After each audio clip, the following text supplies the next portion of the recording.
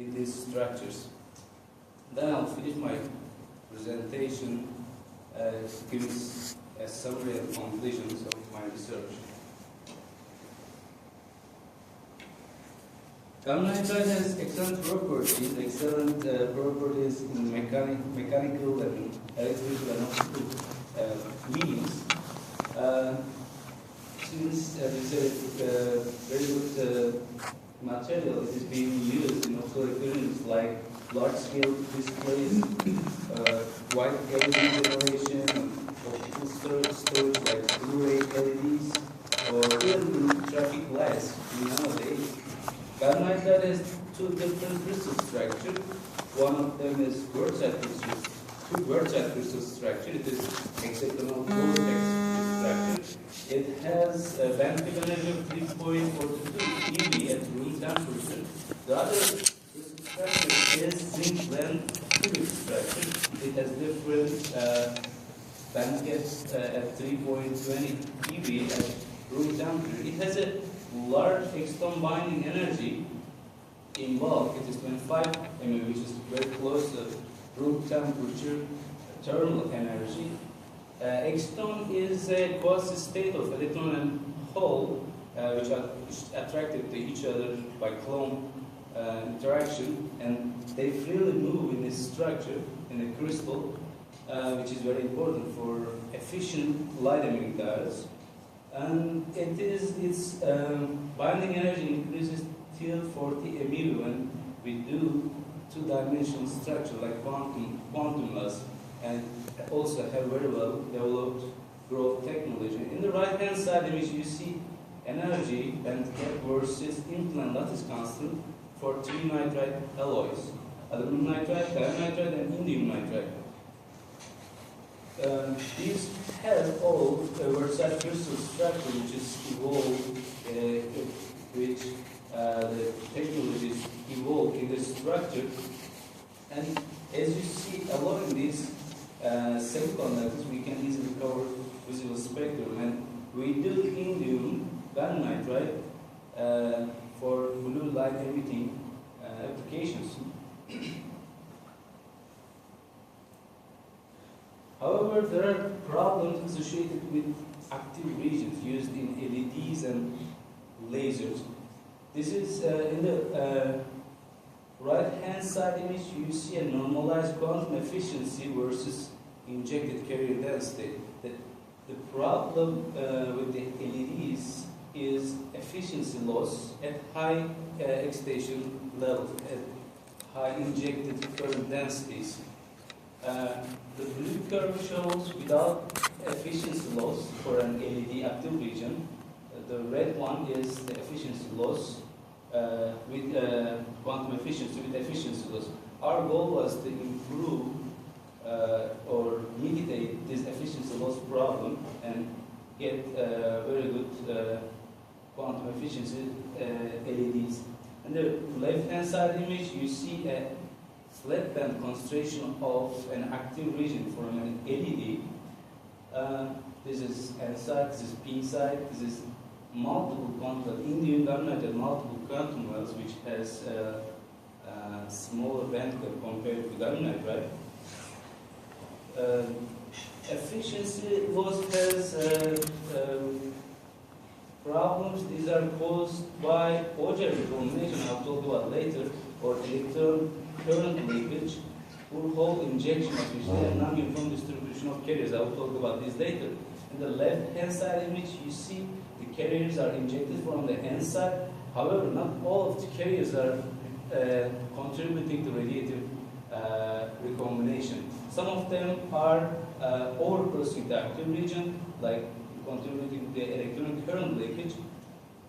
Some of them are recombining in active region. However, still, not all of them is contributing to radiative recombination. Some of them are non-radiative recombined. I will talk about those later.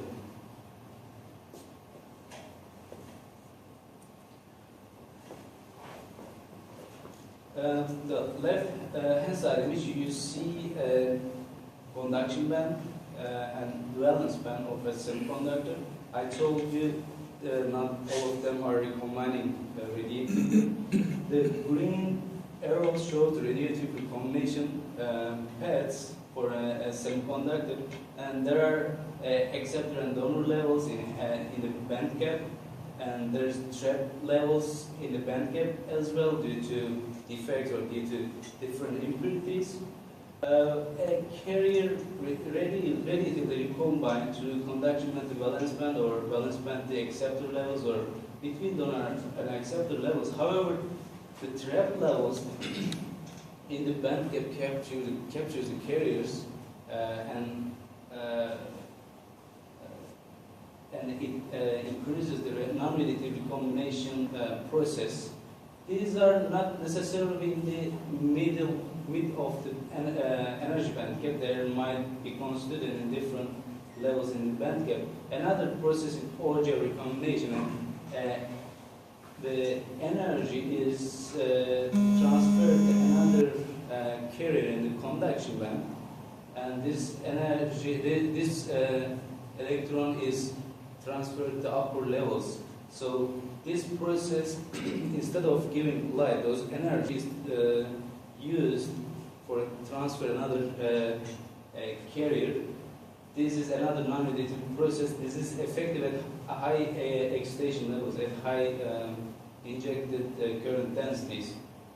Extons, as I told you, play an important role. However, those might be in free exton mode without bound to another structure in the crystal, or exton might bound to donors in crystal, or it may bound to structural defects.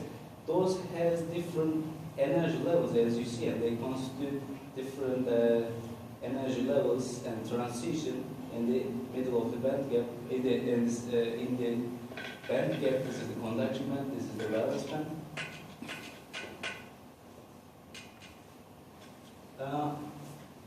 As I told you, our goal was to mitigate this efficiency loss problem, and we had several solutions for those. This is a very simplistic active region for an LED. This is a flat band concentration, as I told you earlier. In reality, in the polar directions, we have polarization fields which bends this structure. The problems were the electron leakage or high Auger recombination process.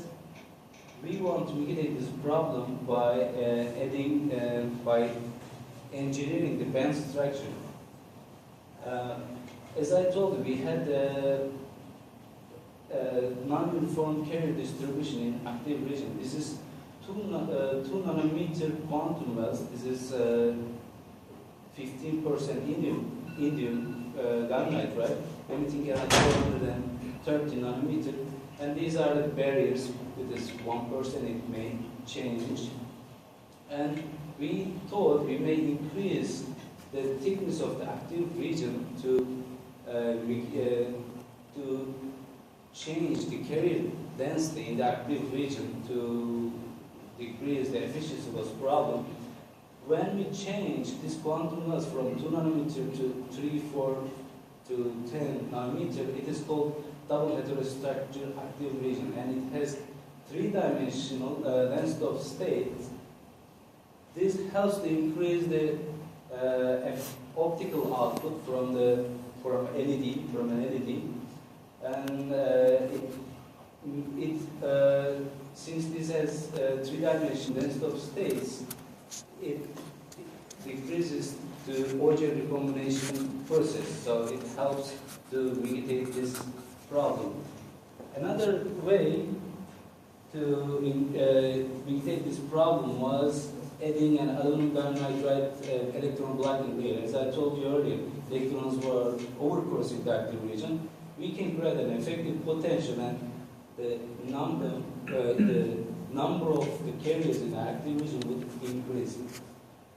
Another way to use a steric is electron injector.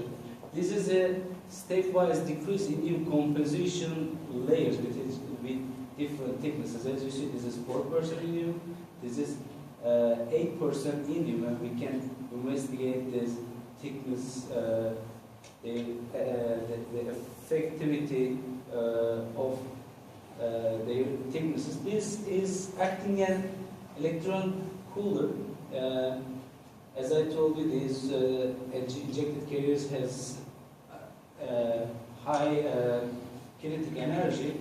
When we decrease this indium composition in great levels, we will promote LO phonon emission, LO longitudinal optical phonon emission, so we can cool down the gain kinetic energy with these injected carriers. Or we can change the quantum, this barrier thicknesses very high also to increase the distribution of carriers in the quantum wells, so we can obtain more, we can reach higher optical output.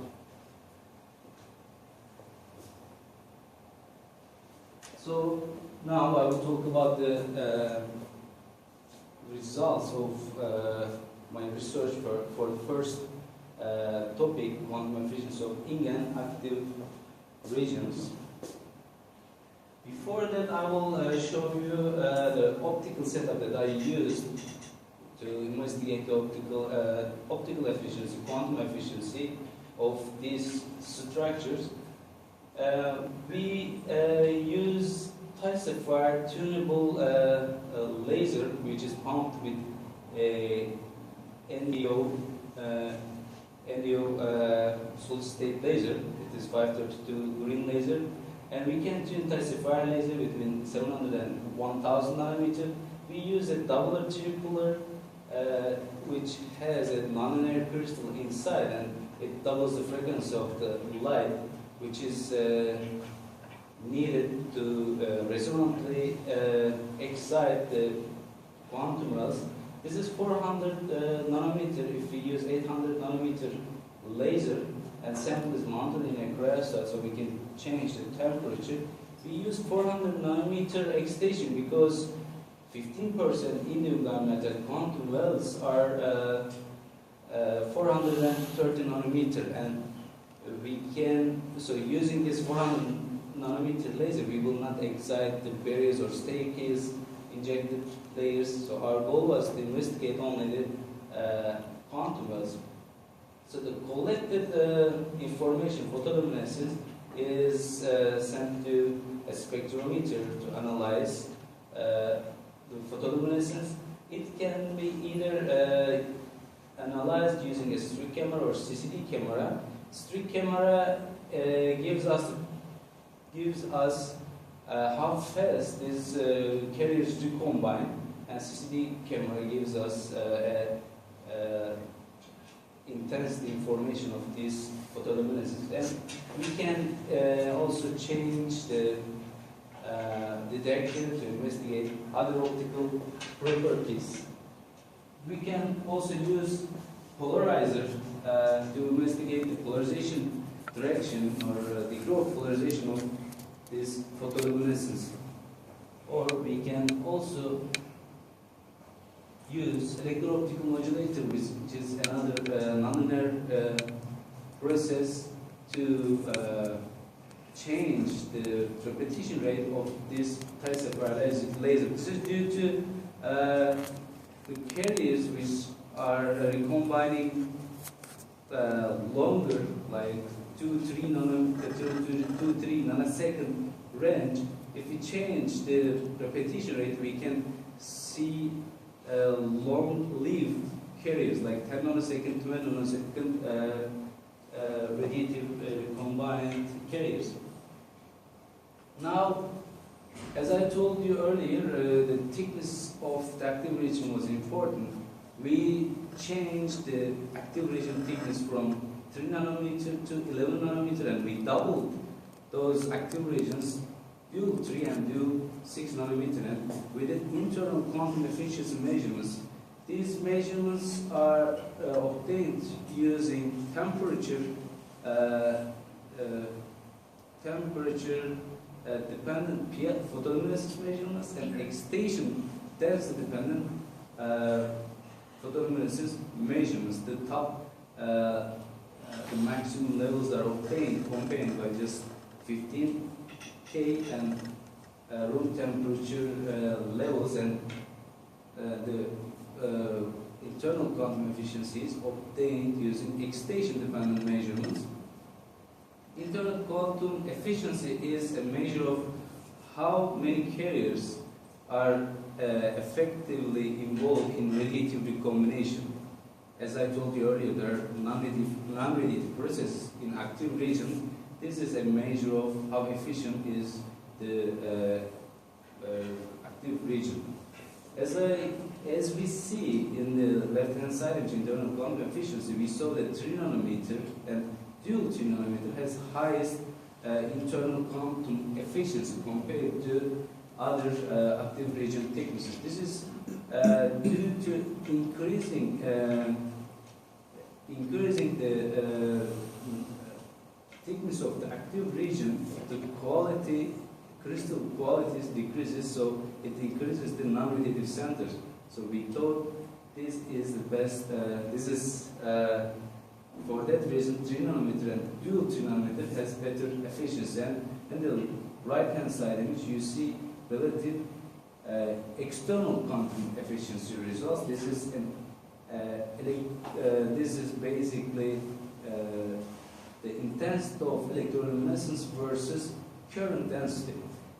As I told you earlier, the problem was the efficiency loss. As you see from 6 nanometer and dual 6 nanometer, we clearly see efficiency loss at high current densities. However, at 3 nanometer and dual 3 nanometer, we see a lower, or we can say lower efficiency loss.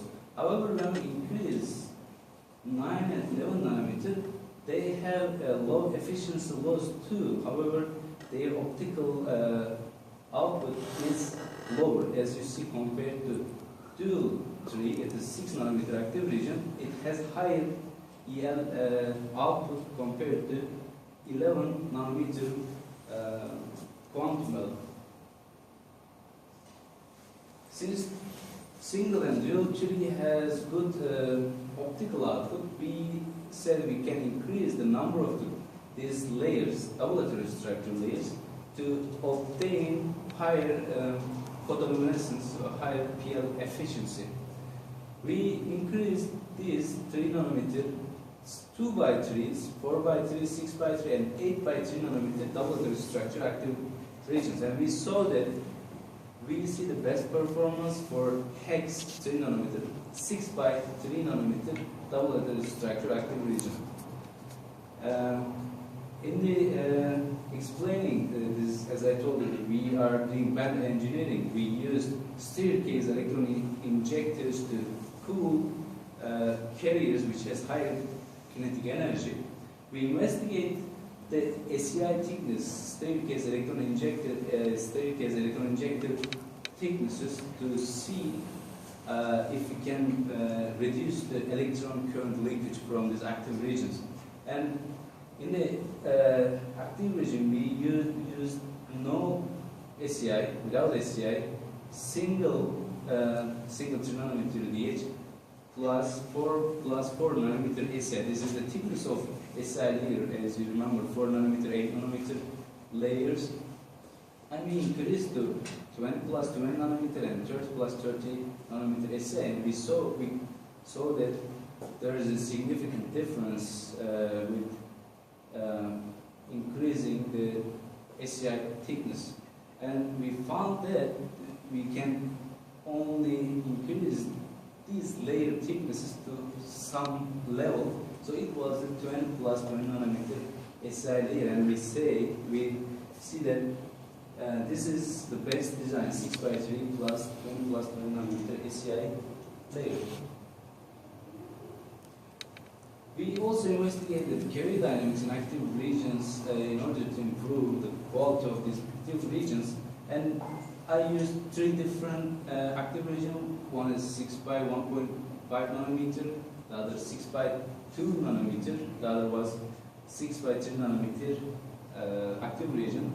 This is PL intensity, this is the time, decay time, this is the time passing through for the carriers recombine. At this level, this is the excitation is given, and since this has a 150 femtosecond laser, if the lasers at this point the excitation is removed, and the carriers started to recombine from this. And as you see, for different structure, we have different transit, we have different profiles. If we do temperature-dependent photoluminescence, and if we do temperature-dependent time-resolved photoluminescence measurements, fitting this, we can obtain PL lifetimes. So comparing these results, we can obtain radiative time constant. So this is showing the comparison of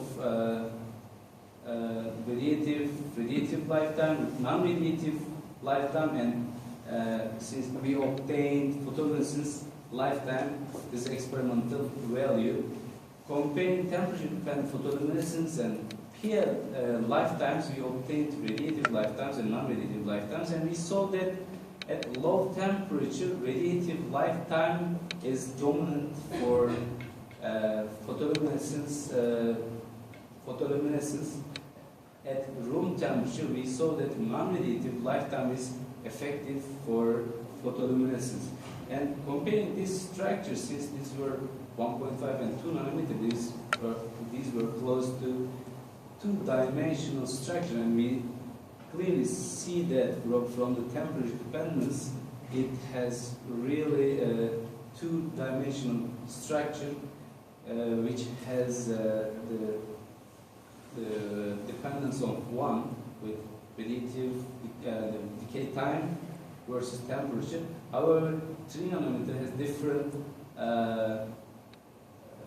dependence. It was 1.5. It is very well fitting with the theory. How do you extract the non-radiative? How do you extract the information about non-radiative lifetime? We extract like this in sorry. You see, we obtain PL lifetimes by just fitting these curves. The information is here. The 1 over tau PL is dependent on 1 over tau radiative and 1 over tau non-radiative. If we do temperature dependence photoluminescence measurements, we can obtain the intensity. So we can plug here. We can use these two information in order to obtain radiative lifetime. Since we know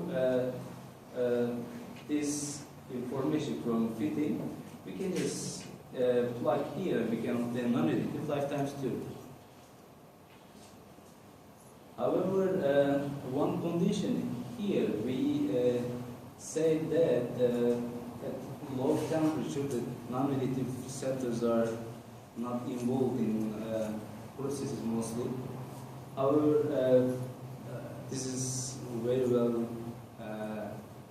fitting with the theory and application. Last equation is your, from the last equation. Yeah, from the last equation we just obtained. If we summarize this section, we can say that we can use 6 by 3 plus 20 nanometer ACI layer for best efficient LED active region, which we can use in vertical cavities. From carrier recombination dynamics, we see that radiative recombination is dominant at low temperatures. However, non-radiative is dominant at room temperature. Now I will talk about the optical efficiency and carrier dynamics in non-polar and semi-polar galvanic directions, which earlier was in polar directions. This is the polar C-plane direction, and this is M-plane non-polar direction, and this is another M-plane, A-plane non-polar direction in word-set hexagonal structure. There are different semi-polar directions. This is one of them, which is shown in light blue. And the right-hand side image, we see a comparison of active region of polar and non-polar directions. As I told you, there's a polarization in polar directions, and which is bending the energy bands. Here it is shown. This is reducing the electron and hole wave functions overlap. As you see here, this is electron wave function in conduction band. This is hole wave function in valence band. The efficiency of radiative recombination decreases since these carriers are not seeing each other. However, in non-polar directions, this is M-plane direction, there is no polarization fields, and electrons and holes are recombining radiatively, and the overlap of electron and hole wave function increases. So, in order to increase the efficiency, we wanted to use these directions. We wanted to grow active regions on these directions. And the left-hand side image, you see non-polar and semi-polar direction. This is one bar 01 direction which we used in active regions. This is a process how we grow semi-polar LEDs. Instead of sapphire substrates, which is commonly used in polar directions, we use silicon substrate, and we use etching techniques, acid etching and dry etching techniques, and we grow M-plane structures for these substrates. We used M-plane non-polar gallium nitride, and 1 bar 01 is gallium nitride substrates, and compared PL efficiency and time resolved photoluminescence in order to compare the quality, and we found that 1 bar 01 has a PL which is close to a state-of-art C-plane gallium nitride substrate. For that reason, we wanted to investigate more this semi-polar gallium nitride substrates, which we use two different silicon substrates, which has different traces to obtain film like coalesced semi-polar film. This surface is 1 bar 01, and this direction is the growth direction. It is C-plane direction 0001, basal plane gallium nitride direction. And we also obtained non-coalesced layers, and we compared times of photoluminescence to see which one is efficient, and we found that this non-coalesced layer has 1.15 nanosecond PL decay time, which is longer than a nano-ELO, that is another name of technique to get polar gallium nitride on sapphire substrate, and this semi-polar structure has better efficiency compared to polar gallium nitride substrates. Also, coalesced layer. This coalescent, we found that increased the density of extended and point defects in substrates. So maybe I should show you here when we grow this sapphire, substrates. It grows in this direction and in this direction and other directions too, and we call that this is C plus side, and this is C minus side in this coalesced film. So we want to investigate the spatial quality of these layers. And we used micro-objective which has about 2 micrometer spot size to see which layer has better efficiency, and we found that the initial decay time of from transients, we found that this C plus side has a longer decay time compared to C minus side. This is an indication of higher quality of C plus sides, and we have further investigated those using near-field scanning optical microscopy, also using cathodoluminescence measurements. In the left-hand side image, you see an AFM image, and this is a correlation of photoluminescence from this surface. These are 13 micrometer wings, non-polarized layers, and this is the C minus sides and C plus sides. And we see that the source of photoluminescence is coming from C plus sides instead of C minus sides, which is correlating very well with the time-resolved photoluminescence measurements. We see that it has higher threading dislocations and defects in C minus sides, and cathodoluminescence measurements are very well correlating with these photoluminescence measurements. This near-field scanning optical microscopy, you can just think a film which is attached to an optical fiber which has a different diameter. So we used here 100 nanometer optical fibers to see these structures. And we did cross-sectional cathodoluminescence measurements, and we found that C minus side has really has higher density of threading dislocations, and this is free of extended defects. We found that in this touching points to silicon increases the basal stacking force in the structure. However, in the growth directions, it is always usually see a threading dislocation in growth directions. This is C plus directions. However, when they grow, this threading dislocations bends towards the surface when they meet with semipolar fronts. So this is the dot lines are the growth process. When threading dislocations meet with this semipolar direction, they just bend towards threading the surface in that direction to minimize the efficiency. So to minimize the energy. And we grow LED structures on these active regions, and we found that still correlating with the substrate. And this is with the reflection image